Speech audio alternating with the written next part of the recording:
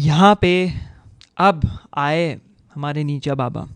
एक बहुत इम्पॉर्टेंट उनका रोल रहा है हमेशा से नाइलिज्म के प्रति। और नीचा ने क्या कहा भाई, नीचा जो थे ना, फर्स्टली एक प्रीकर्सर टू पोस्ट मॉडर्निज्म थे। अब पोस्ट मॉडर्निस्ट कौन है? पोस्ट मॉडर्निस्ट जो थे उन्होंने क्रिटिसिज्म दिया, वेस्टर्न फिलॉसफी का क्रिटिसिज्म दिया, पर्टिकुलरली मेटाफिजिक्स जैसे फाउंडेशनलिज्म हो गया, पॉजिटिविज्म हो गया, ये सब जो कॉन्सेप्ट्स है उन सब का क्रिटिसिज्म देना शुरू किया। ऑब्जेक्टिव ट्रुथ का क्रिटिसिज्म देना शुरू किया, जो कि उससे पहले वेस्टर्न फिलॉसफी या वेस्टर्न मेटाफिजिक्स जो थी वो कह रही थी हर चीज़ का एक एब्सोल्यूट ट्रुथ होता है।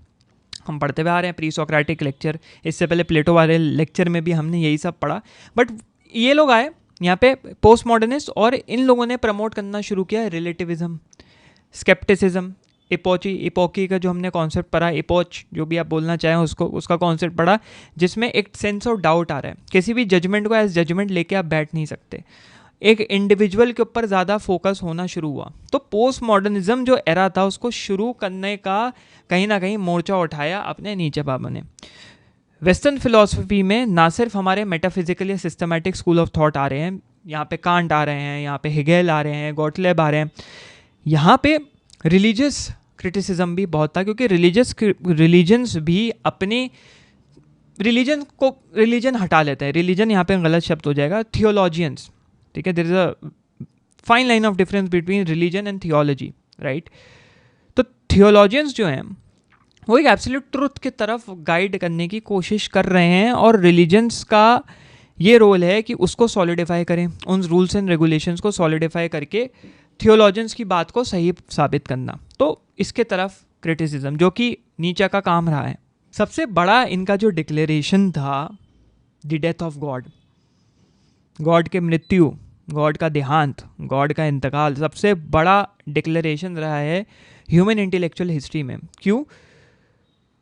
क्योंकि वो जो गॉड की डेथ है वो एक स्टेट ऑफ नाइलिज्म के तरफ जा रही है, और वहाँ पे एक वॉइड क्रिएट हो गया, क्योंकि God who was the sole reason, sole entity जो इस दुनिया की वैल्यूज़ और मॉरल सिस्टम बना रहा था, that entity is non existent, that entity is no more. अब वो एंटिटी नहीं है, so we will have to become moral legislators. मतलब जैसे लेजिस्लेशन होता है ना हर कंट्री में, जो रूल्स बनाता है, कॉन्स्टिट्यूशन बनाता है, उसको अबाइड करता है, उसको फिर जुडिशरी का काम होता है कि भाई जुडिशरी या एग्जीक्यूशनरी जो बॉडी होती है उसका काम होता है कि लोग सही से फॉलो कर रहे हैं नहीं कर रहे हैं, और गवर्नमेंट का काम होता है सत्ता को संभालना। लेजिस्लेशन आई यहाँ पे, रूल्स को सही हैं गलत हैं, अपग्रेड करने की ज़रूरत है नहीं करने की ज़रूरत है, तो उन्होंने कहा we have to become moral legislators या मॉरल अपग्रेडर्स, अपग्रेड करने की ज़रूरत है।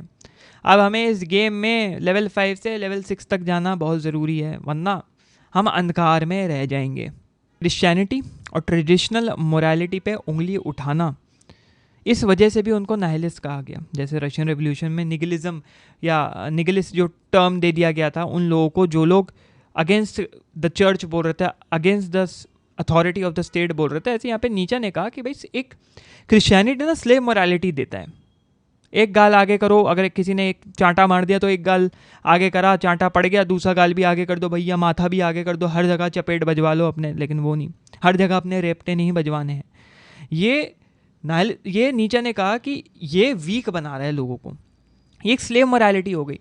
इंसान के अंदर बहुत पोटेंशियल है, इंसान के अंदर बहुत ताकत है, जो कि ऊबरमैन ओवरमैन के कॉन्सेप्ट में उन्होंने बात करी, और वो इंसान उस ताकत को नज़रअंदाज कर रहा है क्योंकि वो घबरा गया है, वो स्लेव मोरालिटी का पार्ट बन गया है, वो गुलामी करने लग गया है अपने ही गॉड की, अपने ही गॉड के दिए हुए रूल्स की। क्रिश्चियनिटी इस मटेरियल वर्ल्ड को डी वैल्यू करता है, एक इल्यूजनरी आफ्टर लाइफ है जिसको किसी ने देखा नहीं है, लेकिन फिर भी लोग उसके लिए पागल हो रहे हैं।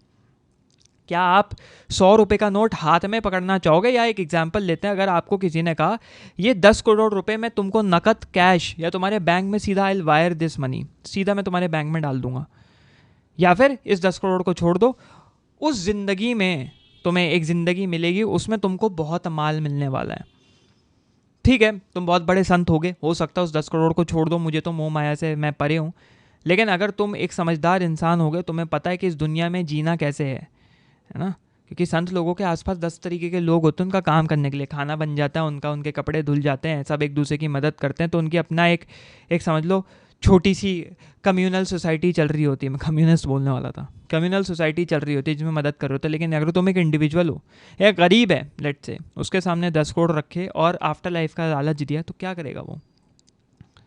10 करोड़ लेगा ना। इसी वजह से तो ज़्यादातर आतंकवादी संगठन फ़ायदा उठाते हैं इन चीज़ों का कि भाई लो पैसे लो, काम करो, क्यों बैठना है तब तक इंतज़ार में। और जो लोग एक्सट्रीमिज्म पे चले जाते हैं, जो अंधे हो जाते हैं फेथ में, उनको 10 करोड़ दिखा के ऐसा दिखाया जाता है कि ये 10 करोड़ के बियॉन्ड भी पैसा एग्जिस्ट करता है। लेकिन समझदारी क्या है? वो 10 करोड़ जो मिल रहे हैं, जो आप फिजिकली देख पा रहे हो, उसको पकड़ना। अगर आप उसको नहीं पकड़ रहे तो यू आर डिनाइंग लाइफ। तो लाइफ आई क्यों? लाइफ में तुम जी क्यों रहे हो? सब कुछ ही डिनाई कर दो, अपनी जान ही दे दो।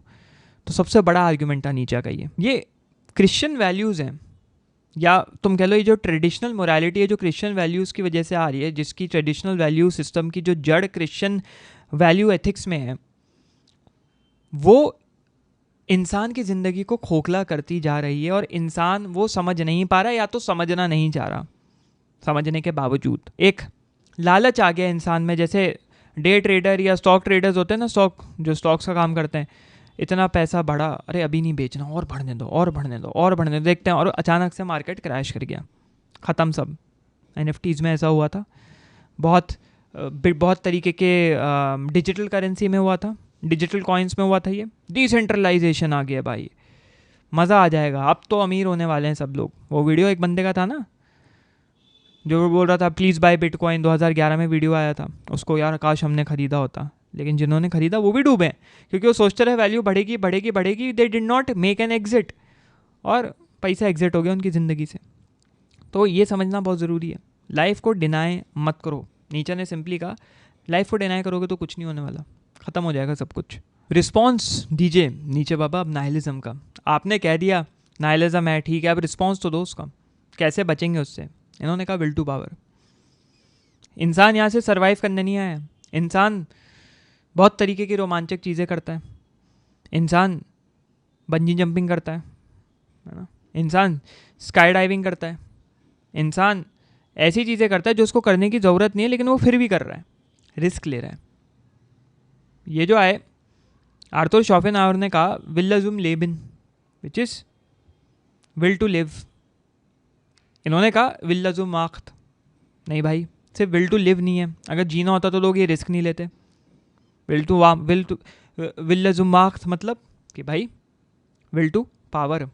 एक सबके अंदर एक अंदरूनी पावर होती है, एक अंदरूनी शक्ति होगी। They want to become the best version of themselves. यहाँ पे मैं ज़्यादा इसको एक्सप्लेन नहीं करूँगा, फ्रीडरिक नीचे वाला लेक्चर पूरा बनाया रखा है, अल्टीमेट वाला, वहाँ जाइए अपनी तशरीफ़ लेके, वहाँ देख सकते हो इस लेक्चर के बाद। और इस क्योटिक वर्ल्ड में, इस इनडिफरेंट यूनिवर्स में अपने आप को बनाना, और वो जो डिज़ायर है कि खुद को बेस्ट फॉर्म बनाना, वो बेस्ट फॉर्म हो सकता है किसी के लिए मंत्री बनना, वो बेस्ट फॉर्म हो सकता है किसी के लिए एक अच्छा हस्बैंड बनना, अच्छा फादर बनना, अच्छी वाइफ बनना, अच्छी मदर बनना, वो बेस्ट फॉर्म कुछ भी हो सकता है, but that is their will to power. और ट्रेडिशनल वैल्यूज़ जब ख़त्म हो जाएगी, यही विल टू पावर है जो एक इंसान को मीनिंग देगा उसकी लाइफ में, एक पर्पस देगा उसकी लाइफ में, क्योंकि अब वो एक पथ पे निकल चुका है जिसमें वो बेस्ट वर्जन ऑफ देमसेल्फ बनना चाहता है, वो बेहतर बनना चाहता है, हर दिन बेहतर बनते जाना चाहता है। एटॉमिक हैबिट्स, ठीक है भाई, विल टू पावर आ गई।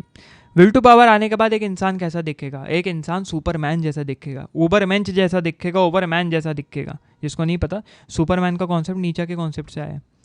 अब सुपरमैन है भाई, भारी बर्तन उठा रहा है, भारी भोज उठा रहा है, चीज़ें उठा रहा है, पहाड़ तोड़ रहा है, अर्थ के चारों तरफ 150-200 चक्कर काट दे रहा है 2-3 सेकंड में। लेकिन असली में ये जो मेटाफोरिकल सुपरमैन दिखाया है मूवीज़ में, man of steel, basically Henry Cavill भाई, Henry Cavill for the go, ये असली में एक ऐसा इंसान है जो ट्रेडिशनल मॉरल सिस्टम से उठ चुका है और सफरिंग को एक्सेप्ट कर चुका है कि हम अगर ट्रेडिशनल वैल्यू सिस्टम तोड़ेंगे, वहाँ नाइलिज्म आएगा, तो सफरिंग आनी ही आनी है। और उस सफरिंग को जो समझ लेगा वो होता है एक सुपरमैन, वो होता है एक ओवरमैन। और ये जो इन्होंने एक एंटी थीसिस बनाया, हेगल वाला लेक्चर जाके पढ़ो, थीसिस एंटी थीसिस, उसमें अच्छे से समझाया हुआ है, ऑफ नाइलिस्टिक डिस्पेयर, कि भाई ये जो क्रिएटर आया है, ये जो ऊबरमैन आया है, ये जो ऊबरमेंच आया है, ओवरमैन, ये न्यू वैल्यूज़ बनाएगा, ये न्यू सिस्टम बनाएगा, ये डिफरेंस क्रिएट करेगा। वही डिफरेंस जो एक बंदर और एक इंसान में है, वही डिफरेंस होगा एक ओवरमैन और एक इंसान के बीच में। सोचो कितना बड़ा इंटेलेक्चुअल जंप है।